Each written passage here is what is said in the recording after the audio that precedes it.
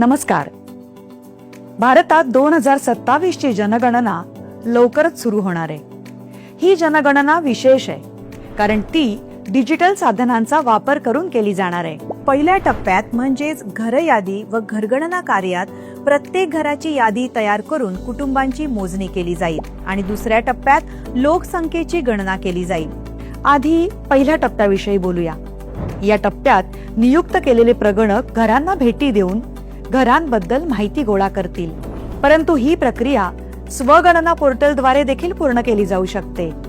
कुटुंब प्रमुख किंवा त्यांच्या वतीने कुटुंबातील कोणताही सदस्य पोर्टलला भेट देऊन आपल्या घराचे आणि संबंधित उपलब्ध सोयी सुविधांविषयीचे तपशील भरू शकतो. कृपया नोंद घ्यावी. एक कुटुंब फक्त एकाच मोबाईल नंबरचा वापर करून लॉग इन करू शकते आणि ही नोंद कुटुंब प्रमुखाच्या वतीनेच केली गेली पाहिजे. एकदा मोबाईल नंबरची स्वगणनेसाठी नोंदणी झाल्यावर तो नंबर दुसऱ्या कुटुंबासाठी वापरता येणार नाही. कुटुंब प्रमुखाचं नाव बदलता येणार नाही. लोकांनी स्वगणना केल्यास गणना प्रक्रिया अधिक सोपी आणि जलद होईल. हा याचा मुख्य फायदा आहे. स्वगणना ही एक विशेष सुविधा आहे. ती त्या विशिष्ट राज्यात किंवा केंद्रशासित प्रदेशात घर यादी कार्य सुरू होण्याच्या 15 दिवस आधी उपलब्ध करून दिली जाईल. HLOच्या प्रक्रियेदरम्यान प्रत्येक रहिवाशाला एकूण अधिसूचित 33 प्रश्न विचारले जातील. महाराष्ट्रातील स्वगणनेचा काळ हा 1 मे ते 15 मे आहे. तसेच HLO प्रक्रियेचा काळ हा 16 मे ते 14 जून आहे. स्वगणना पोर्टलवर तपशील कसा भरावा? सर्वप्रथम SE पोर्टल उघडा. त्यानंतर आपलं राज्य किंवा केंद्रशासित प्रदेश निवडा आणि स्क्रीनवर दिसणारा कॅप्चा भरा. त्यानंतर स्वागत स्क्रीन आपल्याला पुढील टप्प्यांवर मार्गदर्शन करेल.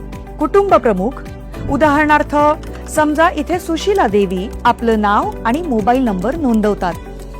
आता तुमची सोयीची भाषा निवडा. त्यानंतर OTP द्वारे पडताळणी केली जाते. ही संपूर्ण प्रक्रिया सुरक्षित आणि अतिशय सोपी आहे. जिल्हा आणि सर्वात जवळचं महत्वाचं ठिकाण निवडणं गरजेचं आहे. तुम्ही शोधलेलं महत्वाचं स्थान दर्शवणारा एक मार्कर नकाशावर दिसेल. आता तो मार्कर तुमच्या घराच्या जागेवर ओढा. त्यानंतर जतन करा आणि पुढे जा वर क्लिक करा. यानंतर HLO प्रश्नावलीचं पान उघडेल. बहुतेक प्रश्न पर्यायांवर आधारित असतील.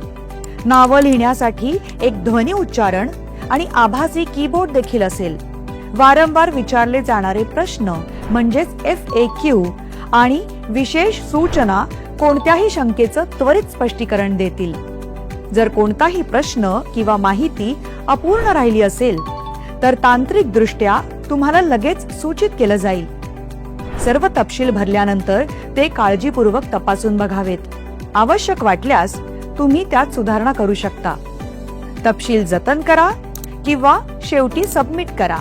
सबमिशन झाल्यानंतर H ने सुरू होणारा 11 अंकी SEID म्हणजेच स्वगणना क्रमांक स्क्रीनवर दिसेल. तो तुम्हाला SMS द्वारे सुद्धा मिळेल.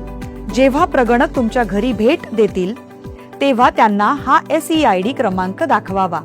तुम्ही दिलेली अचूक माहिती केवळ आपल्या देशाला सशक्त करत नाही तर त्याचं खरं चित्रही सादर करते. म्हणून सहभागी व्हा आणि आपलं सहकार्य द्या. आपली जनगणना, आपला विकास.